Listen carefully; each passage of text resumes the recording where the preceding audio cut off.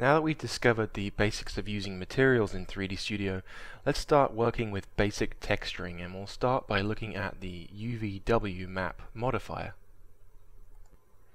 So here we are in 3D Studio, and I've created 4 simple primitives for us to work with in this example, and my challenge is to start adding texture to these, and I'm going to use a checker pattern to do this. But before we get into that, let's just quickly discuss what I've done here. I've created 4 simple primitives, and if I hit M to bring up my material editor, you'll see that I've just put a standard material here. Just dragged in standard material, and I renamed it checker material. Double click the preview to look at that, and I simply applied this to these 4 objects. Now what I'm going to attempt to do is, if I come into Photoshop here, you'll see that I have created a 2D texture just to talk about this. This is essentially what I'd like to put on these objects. Now it's a 2D texture, and it's originally started life as a parametric texture because I created it using the filter menu in Photoshop, and I used one of these filters to just give me this checkered effect. The problem that we have is that this texture is 2D. It only has X and Y, whereas what I'm trying to place this on are 3D surfaces. How do you convert something from 2D into 3D? How do you wrap something around these objects? Well, before we get into that, we need to talk about how 3D applications, how 3D objects look at 2D surfaces. So for a start, this would be referred to as a texture map. And whenever we talk textures, we're talking in UVW space. Now, UVW is just another coordinate system. Just like you use X, Y, and Z in the 3D space, you use UVW when you're talking about 2D textures. The U represents the horizontal from left to right, the V represents up and down, and W actually represents, well, kind of depth, but what it actually represents is moving away from the surface of the object, pulling out away using the surface normal.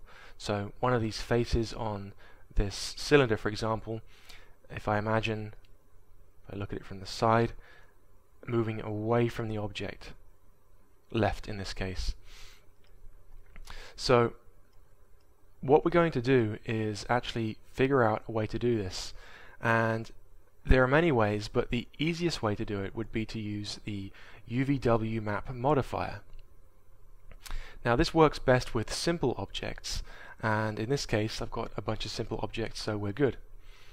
When we get into more complex objects though, we need to go beyond the basics, and that's what I'll talk about in the next video when I talk about the Unwrap Uvw modifier. To begin with then, let's just talk about the basics. So we need to apply a checker map first of all to our material to actually get this to appear on these objects. So I'm going to hit M to bring up my material editor. Now I could save out that texture that I created in Photoshop, save that out as a PNG or a TIFF, for example, and bring that in as a bitmap. But in this case, you'll notice that 3D Studio has these parametric textures, or procedural textures, and in this case we've got the checker map. So I'm just going to drag a checker map in.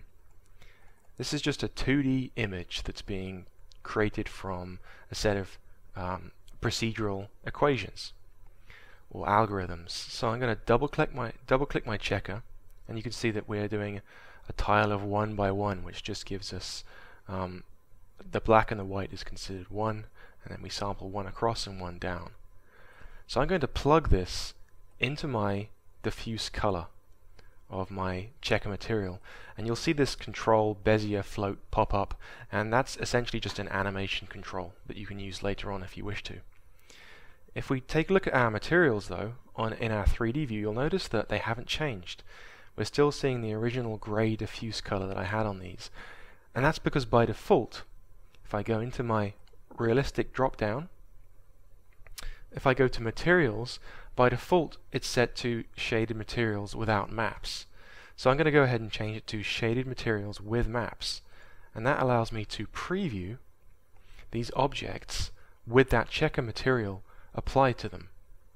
Now straight away you can see that it doesn't quite look right. What I've actually done here is I've applied a UV map modifier already, and then I just collapsed these down into editable meshes, simply because I wanted to show you how you can go from, the worst case scenario, which is this, to nicely arranged checker patterns around these objects, which is what we're going to end up with. By default though, when you create an object, and I can demonstrate this by creating a cylinder, for example.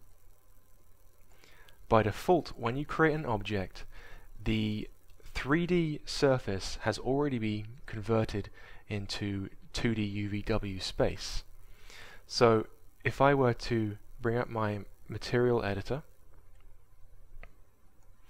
and apply this to my new object, you can see that it has actually wrapped that correctly around the cylinder in this case. And that's because this is a parametric object. It's been designed to have the UV map modifier that closely resembles the shape of the object. So in other words, this is just a starting point that Max is designed to help you get going with your objects quickly. In our case though, we need to start from scratch. So before we do this, let's talk about what we're actually trying to do here. We have to get from 3D XYZ space into 2D UVW space. There are two ways to do this. You can think of it as either taking your 2D image, in our case the checkers, and trying to wrap that 2D image around the object in 3D space, almost as if you were using wrapping paper and you're wrapping up a gift. The alternative option to get this 3D object to play nicely with a 2D surface is to unwrap the 3D object. You can imagine how we could unwrap this cube so that we unfolded it and it became sort of a 2D template. So how might you unwrap a cube, for example? Well, to better explain this, I've got an image that I just grabbed off the net, and this is how you might imagine building a cube. Perhaps you did this when you were in school. You cut these out of paper and you can fold them up to create a 3D cube. Well, if you imagine that you took that 3D cube and unfolded it, this is something you might end up with, all 6 sides all joined up here, here and here, and you can refold this back up into a 3D surface. So how do we do that in 3D Studio? Well, we use the Uvw Map Modifier. To begin with then, I'm going to start with this plane surface, and we'll look at how we can correctly map this so that it's got that UVW map applied to it. So I'm going to go to my Modify tab. I've got this guy selected, and from the list here I'm going to go to UVW map. If I click on that, you'll see that instantly it's fixed the problem. What it's actually done is it's applied what's known as a planar mapping to this object. In other words, this modifier has converted this 3D object into 2D space. Really, this is just a plane, so it's quite easy to see how this would be converted into 2D.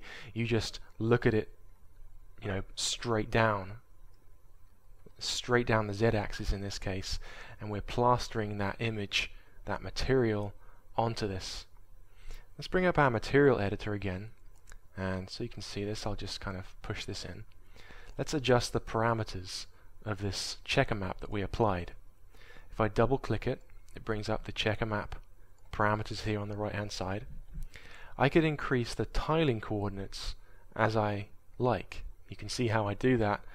It's adjusting both the 2D texture and the projected version on the 3D object.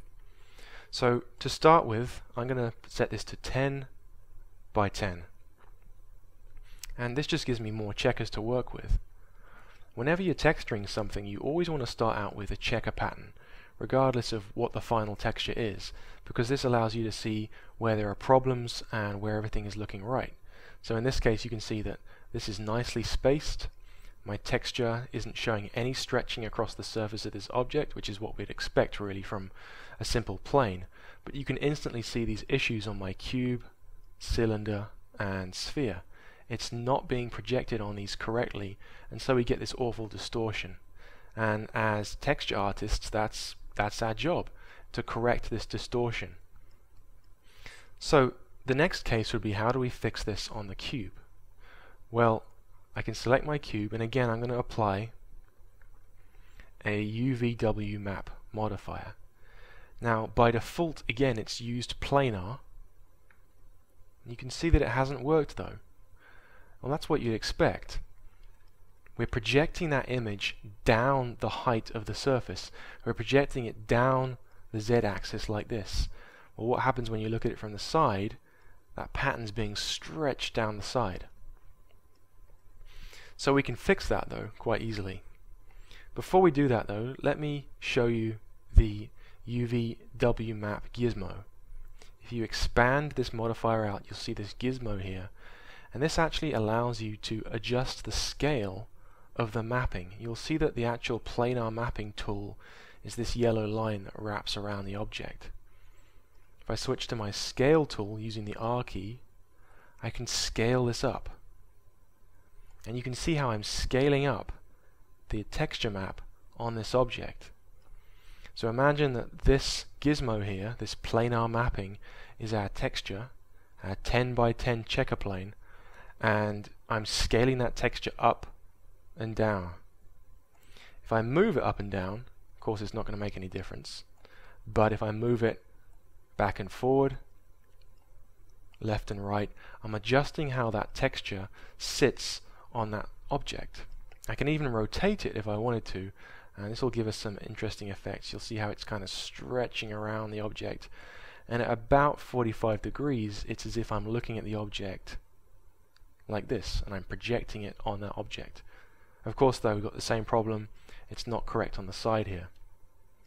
In this case then, it would make more sense to undo what I just did. Let's get back to where we were, and use a different kind of mapping. What we'll use is a box mapping. I click on that, instantly you can see this has been fixed. Well, what has this actually done?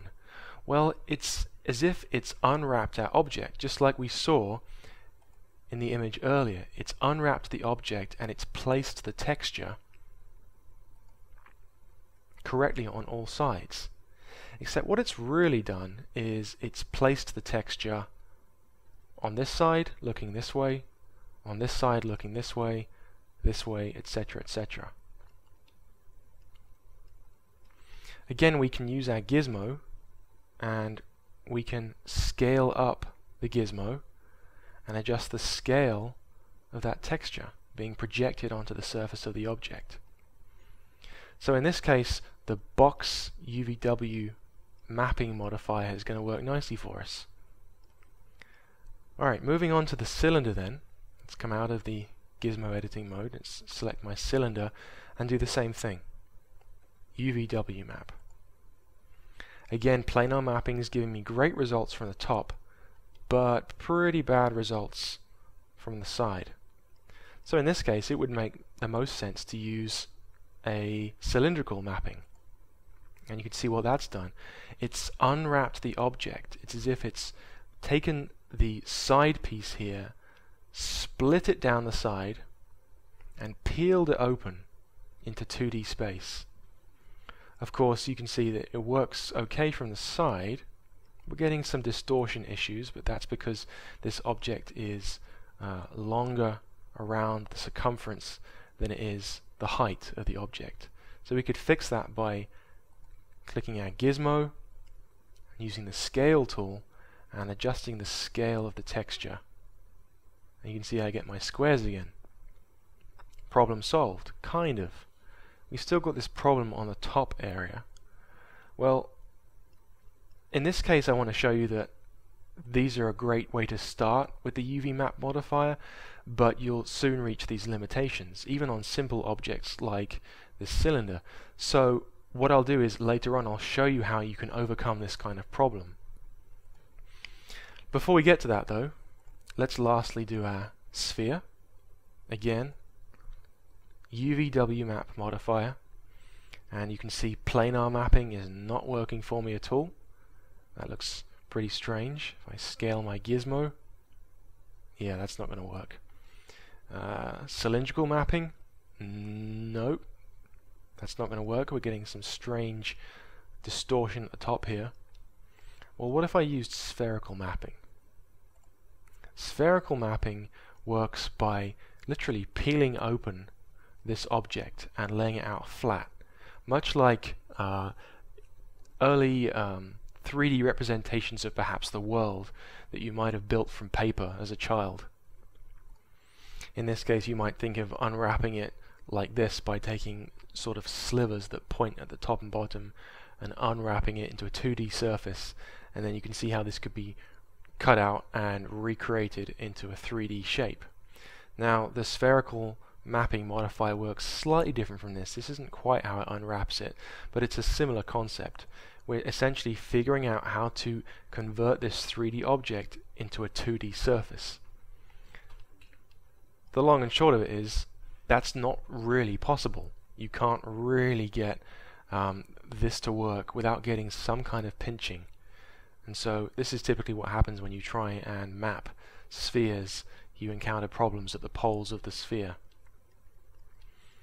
That's an overview to the Uvw Map Modifier. There are a few other controls we can look at without getting into it in too much depth, and to do that I might come back to my cube here, and I think what I'm going to do is apply a planar mapping to this. So again, we're mapping it looking down on the object. If we scroll down, we'll notice that while we can use the gizmo to resize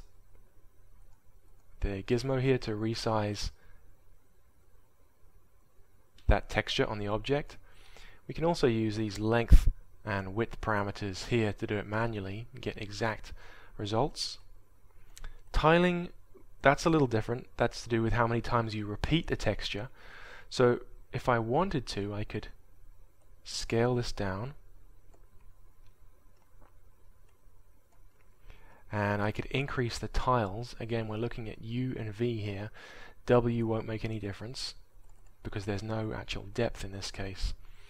So we could tile it, in other words, repeat this texture twice. We get twice as many checkers as we specified in our texture initially.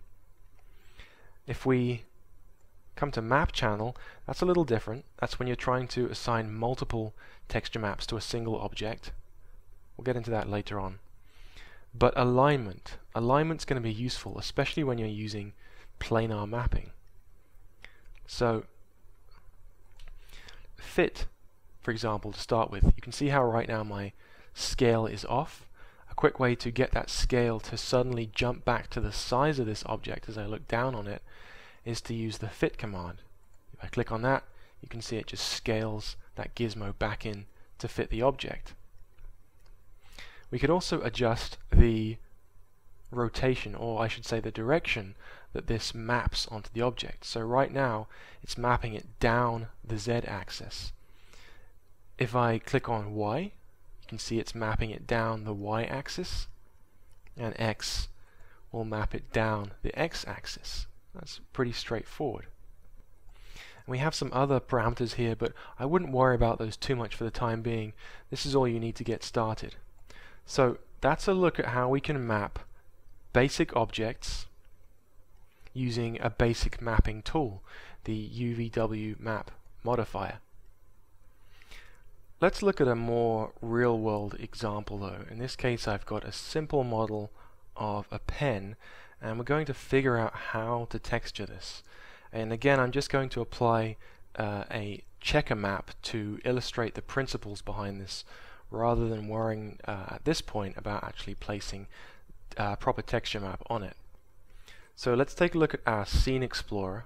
So Tools, Scene Explorer. See what objects we have here. The body, the clicker, the clip, and the tip. And what I'm actually going to do is I'm going to customize my columns. And I'm going to add the hidden field in here. And this will allow me to hide specific objects. So let's start by just working on this clicker object at the very top. So I'm going to hide the body, I'll hide the clip, and I'll hide the tip down here. And for now we'll just worry about texturing the clicker at the top. Okay, first things first, we'll open up the material editor, and you can see I was previously working with other textures, so let's get rid of this. And I'm going to create a standard texture. Again, we'll give it a name, that's really important, so check a material, and we'll assign a 2D procedural texture to this, the checker map again, plug it into the diffuse color, and let's start straight away by giving it a tiling of, let's do 15 by 15. We'll select this guy, make sure our object's selected, and then just apply material to selection. Again, remember we have to actually allow materials to be seen in our viewport here, shaded materials with maps. So we can see that this is going to need some work. By default it's not looking too bad, and again this was actually built in Maya, and Maya did the same thing as 3D Studio. It gave it some basic UVW parameters because I created this from a simple cylinder, so it tried to do that for me, but the biggest problem here is that our checkers are the wrong scale. When you're creating textures you want them to be a similar scale. You can also see we're getting some stretching here, it's too squashed in the Z direction, and these checkers need to match size. So first things first, I could do the same thing I did before and apply a UVW Map Modifier and set it to cylindrical, and you can see it's rotated it the wrong way, so I need to come down to my alignment and I want to send it down the X in this case. So you can see that's working fine for the outside, but again that's not working for the top. Now you might be thinking to yourself, well, I could just go into edit poly mode and I could simply select the polygons on the top and apply another UVW map to this. Well, the problem is you've selected underneath the original map we applied, so it would actually mess up the map that sits above it. So we can't do that. That option isn't available to us. There's another way to do this then. I'm going to remove this modifier and we're back where we started. What I'm actually going to do is I'm going to apply what's known as a, let's see, mesh select. The mesh select modifier allows you to stack up selections of your model. So I could come to polygon and I'm going to select these faces here. That's what I want to apply my cylindrical mapping to. So once I've selected those using that modifier, I can come back to my UVW map, and now you can see it's only affecting what was previously selected with the mesh select modifier. I can set it to cylindrical, correct the alignment to X, and if I wanted to I could adjust the scale. It's a little small. So let's make sure I select the gizmo, scale this guy up, and let's correct the height. Okay. So that's looking pretty good. I'm okay with that. Now the top here, while it looks okay, what if I wanted to adjust the properties of this? What if I needed to change the scaling involved here? Well, what I could do then is apply another mesh select,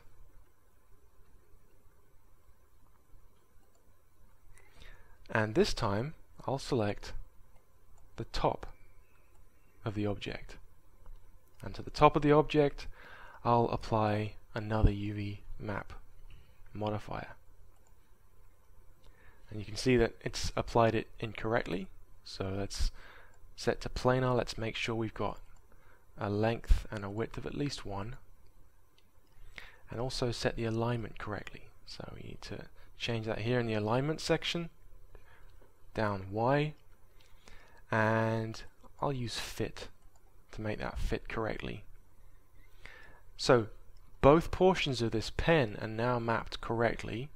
I could use the gizmo here on the UVW map to scale this up now so that my checkers perfectly match.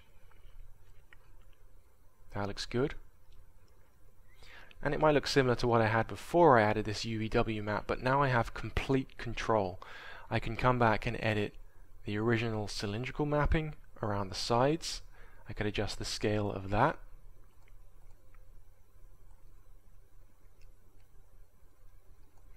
Or I can come to my UV map gizmo on top, and again I can tweak the scale of that. So the mesh select modifier allows me to select specific portions of my mesh to apply these maps to. So we could call that good for the pen top. So let's bring back our Scene Explorer here, and I'm going to remove the clicker from view and bring back the body, and we'll start working on this section. So again, I'll bring back my material editor and apply this checker map to the body, and you can see instantly we've got some problems here. It's looking pretty normal on top, but because I modeled this and deformed a cylinder to create this, you can see that it deformed the UVs when I did that. So first things first then, we'll start by working at the top and bottom of these together using a mesh select. And the reason we do them together is because they're both on the same plane. They can both be textured using a planar modifier or mapping. So let's apply a mesh select again. I'm going to pick up the top portion of this, hold down Alt to remove what I don't need. That looks good. And then I'll hold down Control to add the bottom portion and Alt to remove what I don't need. So now I've got the bottom and the top selected together. So once I've done that, I just need to apply my UVW Map Modifier again. You can see it's actually tried to figure out how to apply this, but it's stretched the texture all the way down the pen. So that's because the alignment is out. So let's change that to Y. That works. You can see it's now square with the top and bottom of this shape. And right now these are looking a little small, so let's adjust the scale of this modifier. Just scale this up so my checker's a little bit normal size. That's the top and bottom done. Those look good. Let's do the body then. Let's come back to this, and again we're going to apply another mesh select here, and I'm going to pick up just the barrel of this pen now, excluding the top and bottom sections, and once more apply another UVW Map Modifier. Obviously planar isn't going to work, we're looking in the wrong direction. Let's do cylindrical and correct its orientation. It's wrapping the image around incorrectly right now. So let's change this to X, works nicely for us. You can actually see that this isn't perfectly round, and that's because I need to fit it to the object. So let's do that now. Let's run fit. That's corrected that. That's rounded that off to fit my object. But obviously the scale is incorrect in the height. So we'll adjust the UVW map gizmo. Scale that down so that my checkers look a little more square. That'll work. So now we've textured that portion. Next, let's do the tip of the pen.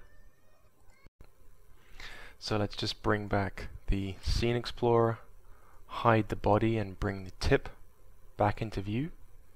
I'll go into my material editor and just apply that material. And in this case, what I'm going to use is another UVW map, but I think I'm going to use a cylindrical map this time. And of course we need to align that correctly and also fit to the shape. That's looking fairly good. Let's just tweak the scale a little bit. Use my scale tool on the gizmo, and you're getting a little bit of pinching here towards the bottom, but that's to be expected because you're trying to unwrap this object to a perfect cylinder, which it isn't. So that's probably as good as we can get this. I'm not going to worry about the bottom because it's just so small when you zoom out from the pen. In this case, if you wanted to, you could go back in and use a mesh select to do that. So lastly, let's do the clip. So I'll bring the clip back, zoom in on that with the Z key, and apply our material to the clip. Now again, using the UVW Map Modifier, we could go ahead and you might think, well, I'll use the box. That might work. Make sure it's fitting to the object with the fit command. Now you can see, well, it kind of works here, but it's giving me some strange results here, and that's because it's actually choosing to project down on this portion rather than into it from the side. So the box might not be the easiest method to use here. So instead, let's use planar mapping. Let's take a look at this, and you can see that if we adjust the gizmo, planar mapping works just fine along the front. Of course, it's going to give us a problem along the side. So again, we're going to use the mesh select option. So go down to mesh select and pick the faces I want to do first. So I usually start by grabbing everything and then just use the Alt key to remove the ones I don't need.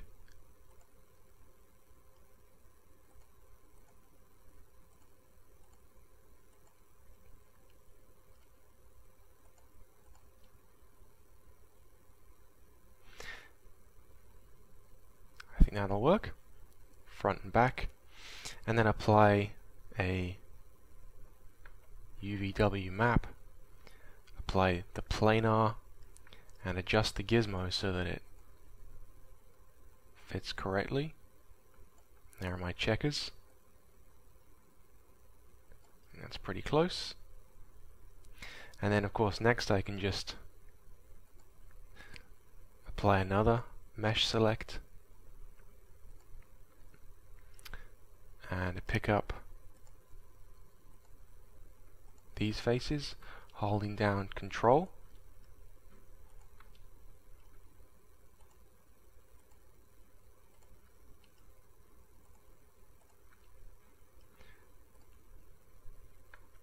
UVW map, and this time we need to turn the planar map so it's on the side instead of it's front facing. So let's do X, and I might start by fitting this and then just adjust the gizmo.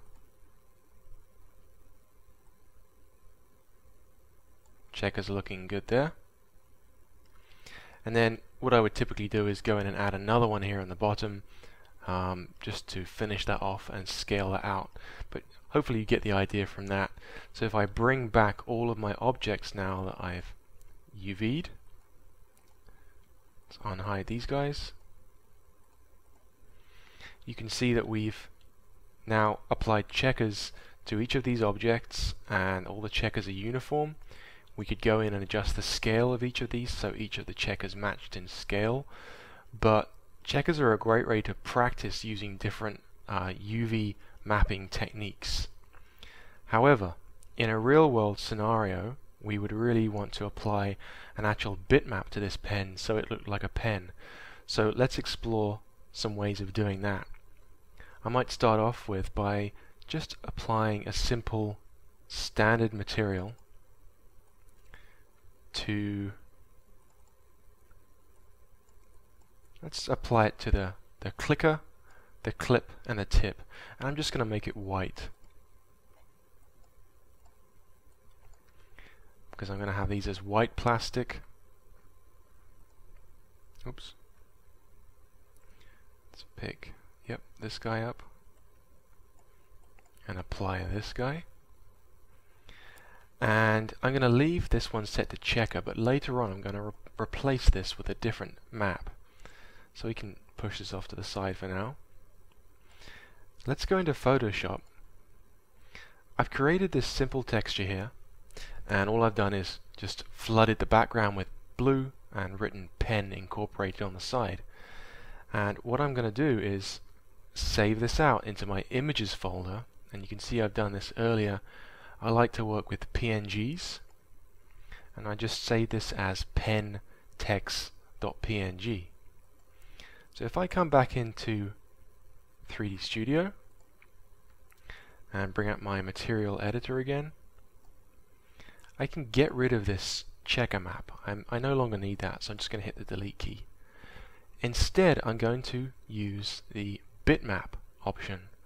So I'll drag one of these in, and instantly asks me what bitmap do you want to bring in. So I can just go into my textures project, and I placed this inside scene assets, images, and there's pen text. I can bring that in, and just like I did with the checker pattern, I'm going to drag this in to the diffuse color. And now what we'll see is that the pen itself has now been replaced with the checker pattern into the pen incorporated bitmap that I created earlier. And once I've done this, what I'll do now is just tweak these existing attributes that I've already applied, these different setups for mapping my object. So in order to do this, I just pick up the UVW map, and when you do that, you'll probably notice that it shows you the selection that you had in the mesh select. So what I like to do is just take off the mesh select option there, go back to my UVW map, and I can actually see my texture map. And I can start to adjust the parameters here. So perhaps I might start by scaling this out. Whoops, scaling out the gizmo. And maybe I'll bring down my pen incorporated texture. And what you'll notice straight away is that we're getting a bit of stretching. So it's stretching up lengthwise, so I might scale this in. Of course, the problem you get is that it starts to repeat because the texture map is contained within this cylinder here, but it also repeats again outside, so you can imagine another cylinder here and another cylinder here. So what we can actually do to limit that is play around with tiling. If we reduce the tiling, we can adjust the scale in either direction. I can pull this down, scale this down a bit further, bring this down. Let's reduce that a little more.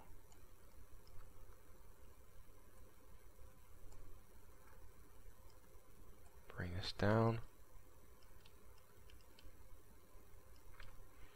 And maybe I'll just rotate this around so it's on the side of the pen. And adjust tiling in this direction.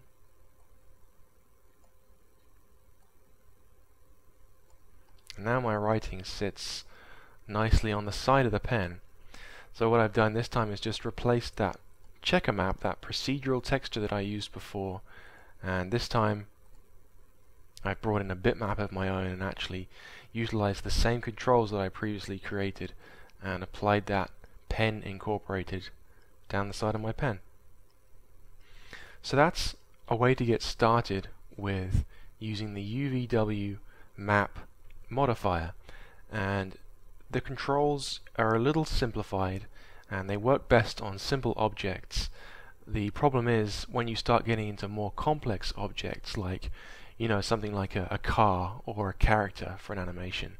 That's where the UVW Map Modifier kind of reaches its limitations, as you can only really get so far with that. So in the next video we'll look at using the UVW Unwrap modifier to work with UVs in UVW space.